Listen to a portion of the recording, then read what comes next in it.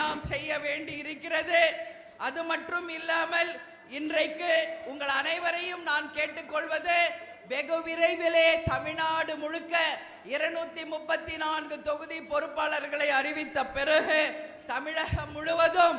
நானும் விஜய பிரபாகர் அவர்களும் தலைமை கழக நிர்வாகிகளும் தமிழகம் முழுவதும் பட்டி தொட்டி எங்கும் சுற்றுப்பிரயாணம் வந்து கழகத்தை சந்தித்து உங்கள் அனைவருக்கும் நிச்சயமாக ஒவ்வொரு கிராமம் முதல் 234 தொகுதிகளுக்கும் வருவோம் என்பதையும் இந்த நேரத்தில் நான் தெரிவிச்சுக்கிறேன். அதே மாதிரி இன்னைக்கு செயற்குழு பொதுக்குழுவில் உங்ககிட்ட கேட்பது, வெகு விரைவில் அனைத்து மாவட்டங்களிலும் நமது கேப்டனுடைய